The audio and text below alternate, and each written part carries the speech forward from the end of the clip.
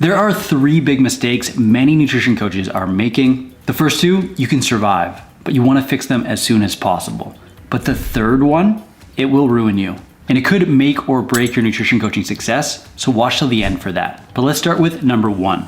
You're being too wishy-washy. All right, what does wishy-washy mean? It means you're not being a leader for your clients. As a coach, you're the expert here, and you need to lead people. You know what's best for them, and they came to you because you know what's best for them. And a lot of the times you need to stick to your guns and do what's best for the client.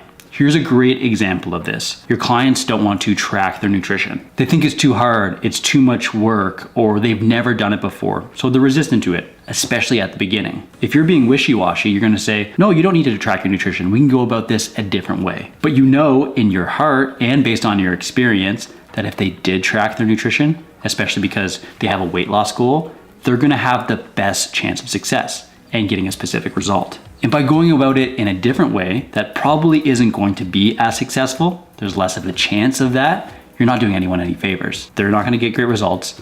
They're going to end up blaming you and they'll leave and they won't be happy. So instead of being wishy-washy and going about it in a different way, you need to get better at explaining what matters the most for your clients and sticking to your guns. So when a client comes to you and says, I don't want to track my nutrition, is there a better way to do this? You get them nodding their head and saying, yeah, it is a lot of work. It can be difficult. It's going to take some learning from the beginning. But how about this? Why don't we have you start by tracking your nutrition at the beginning while acknowledging that you're not going to be great at it at first, but it's a skill like anything else that you can learn and will improve on. And by doing this, you're gonna have the most control over the aspects of your nutrition that are gonna give you results. So it's gonna be better for you in the long run. And we can try it for a few weeks. And if you don't enjoy it or if it's not working, we can find something else. We're getting people to see why it's in their best interest to do these things, the things that we're gonna know are gonna work best. Instead of being wishy-washy and going about it a different way or just being flippant and changing things immediately to suit the client. This isn't just about being bullish and putting your head down and telling them they need to do things a certain way.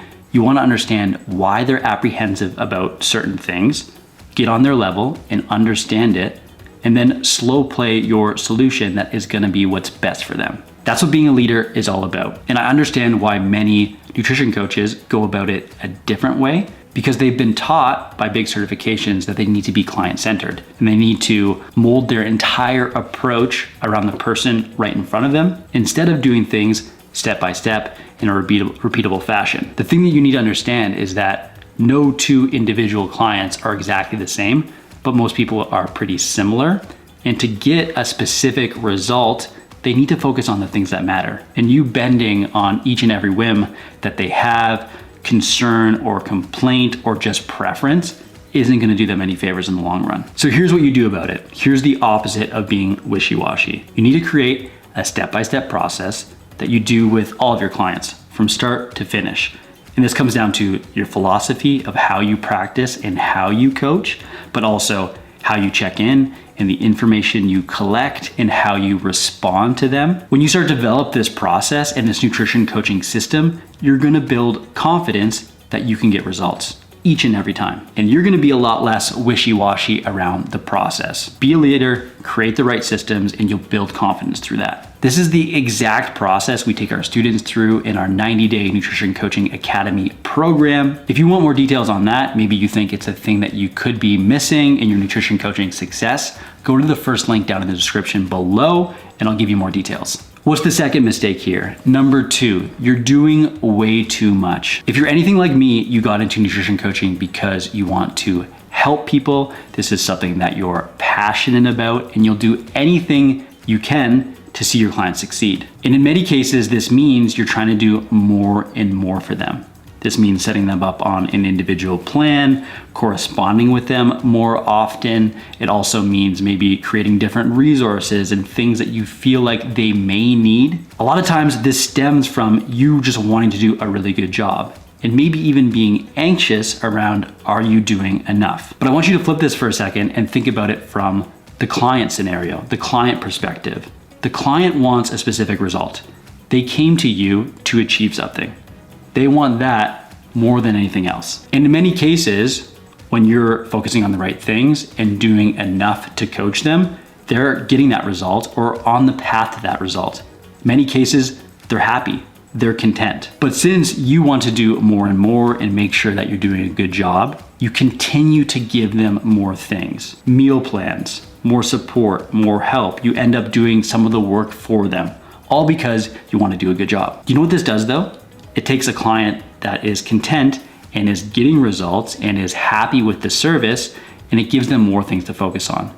More things that might not push the needle, that might not help them achieve something. Do you know what happens when we have more things to focus on that might not matter? We start to get confused. We start to have less clarity around what matters most. If I've learned anything about coaching over the last 12 years, it's that coaching is helping people focus on specific things that are gonna get them results, not giving them everything that they need. And a lot of times that's what we do. We go into those scenarios. We don't think about what is the need to know. We think about what is the nice to know. And we give our clients absolutely everything there is to focus on. I remember this is exactly how I felt when I started teaching undergrad nutrition courses. I remember looking at this huge curriculum and thinking about all the information that I wanted to pass along to the students. And it kind of ended up being this almost anxious, frantic checklist of things that I needed to go over every lecture. So I made more slides and more examples, and I was cramming everything in. And I remember looking out in the lecture hall and thinking, is this really resonating? Is this really landing with these students? Because I saw some confused faces. And it wasn't till I took a step back and thought about some of my best learning experiences and thought, what was about that made it impactful? I took away a few key things that I could apply into my own life and learn to get a specific outcome. And I remember how the teacher or coach made me feel, and nothing else. That's what I took away from it. And in that moment, absolutely everything changed. I remember thinking that I need to go about this a different way. I need to start focusing on a few key things that my students could take away, that they were going to apply, and make sure that I was being a supportive, empathetic coach, or teacher in this scenario, even if I was being somewhat repetitive and focusing on similar things. If you're not repeating the same stuff over and over, you're probably not doing it right. And I took this lesson into my nutrition coaching. Instead of giving my clients more and more things to focus on, I made sure that my coaching system and my approach and my feedback focused on a few key things that were going to get them results. And through that process, they learned a lot more and they got the results that they came for. The key here is not doing more. And if anything, that's stemming from anxiety around wanting to do a good job and actually overcompensating with the amount of stuff that you're giving people. And that's what many nutrition coaches, even expert nutrition coaches that have been doing this for a long period of time, get wrong. They think a client comes to them with a problem and they think about, here are all the possible solutions of how the client could approach this. If I give them all those things, I'm doing a good job. Here are all the things and resources and approaches and strategies that I can work on with the client. And I give that to them. The client starts to think, these are so many things that I can focus on. What is the most important? I don't really know. Your job as a nutrition coach, especially an effective one, isn't to do more. It's to be prescriptive and thinking about what is the problem here I need to solve, what is the most impactful strategy that is going to get this client result, and focus on that and not much more. Because then they can actually apply it, and through that process, they will also learn, which I know is important to you because you want to educate people as well and set them up for success long term. But you only do that by providing more clarity, and we do that by doing less. Think about it this way. If you came to Coach Mark to get a six-pack, that is the thing that you wanted. And through my process, I sent over to you a simple one-sentence email about what you needed to focus on. And you did that and you got a result.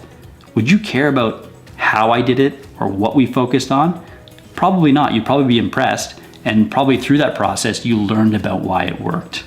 That's what we need to focus on. And that's an important reminder. You don't need to do more just because you feel like you need to do a good job. Put yourself in the client's shoes and focus on things that way. And here's the last mistake, the thing you need to focus on right away.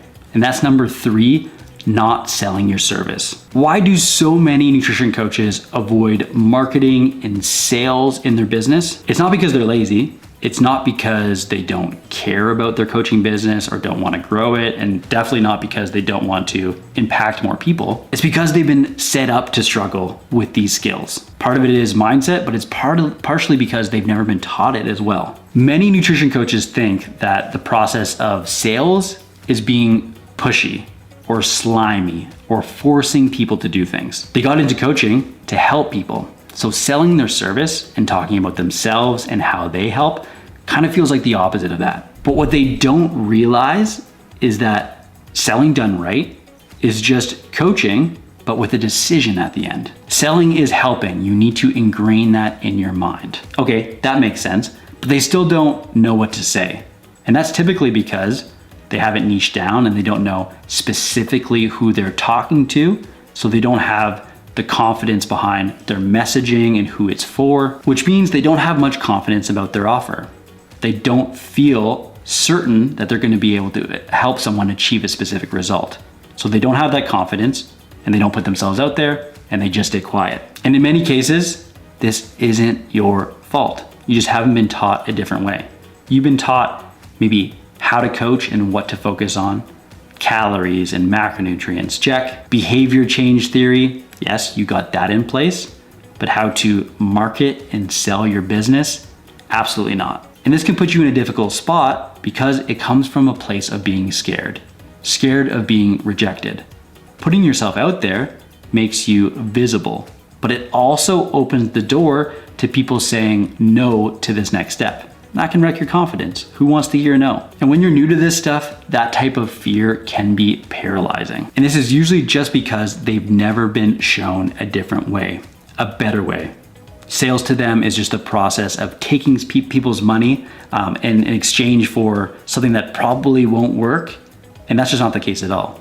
If you're in the nutrition coaching business, you're not just selling lemon cars. You're not just taking people's money for something that isn't going to work.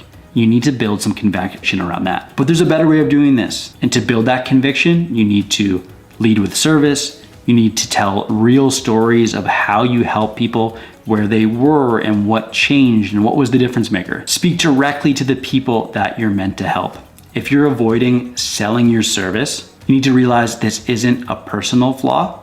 It's something that you can work on, a skill that you can improve, as well as it's the thing that's limiting you from helping more people. And you just haven't been shown the right way, in a way that's authentic to you yet. Here's what I would do about it. Number one, I would shift my mindset around selling. You got to think about selling this way. When someone signs up for your nutrition coaching service and you work with them for, say, 3 months, they pay you for those 3 months. What happens after the 3 months? You stop getting paid. Do you think the skills and results and experience they got in those 3 months completely evaporates and leaves them? No. They keep benefiting it. And actually, if anything in this scenario, you're the one losing out because you're no longer getting compensated. If anything, you're the one that's being taken advantage of. You need to go into these scenarios with that type of conviction. Selling is helping, and you're doing people a service for solving the problems that they can't solve on their own. But you also need some strategies to succeed now, but also later. You need some short-term marketing and sales strategies to help you get scrappy and get some small wins and pick up some clients, as well as some things that are going to help you down the road. My colleague Jennifer Brocksterman thinks about these two different things as rubber duckies and satellites. Satellites are something that take a lot of time to develop, but once you have them up in the sky, they do a lot of the heavy lifting for you and do a lot of the work behind the scenes. Whereas rubber duckies are something that you take a flotation, little rubber ducky, put it in the water, it drifts down the stream, it does its thing, but then it's gone. This is more like social media and quick and fast acting pieces of content. The satellite, on the other hand, is something that is a bit more evergreen. You create it and it does its thing. Things like blogging, long form video on YouTube. You want to have some of these slow and fast strategies in place so you can get clients now as well as get clients later. When you're first starting out, in learning to sell your service and market your service, I would make sure that I'm tapping into my social circle over here on the short-term strategies, getting referrals, talking to people in person. But I can't just do that. I need some long-term strategies as well. I need to put myself out there and do some of the heavy lifting so that down the road, people are finding me organically. You do these type of things short and long term, and you're gonna have no problem selling your service. And that's it, folks. Those are the 3 mistakes many nutrition coaches are making. They're being too wishy-washy. They're doing way too much, and they are afraid of selling their service. If you want to get over these mistakes quickly, you should definitely check out our Nutrition Coaching Academy program. You can find all the details about that in the first link down in the description below. And as great as all those tips are, if you're really serious about starting a nutrition coaching business, the next thing I'm gonna have you do is check out this video I've linked up right here. Next up, I'm gonna show you how to quit your 9-to-5 job by going down this nutrition coaching path. I'll show you all the strategies and how to do that step by step so you can make $5,000 a month with nutrition coaching. You're gonna learn all about that in this video right here. So click on it now, and I'll see you in the next video.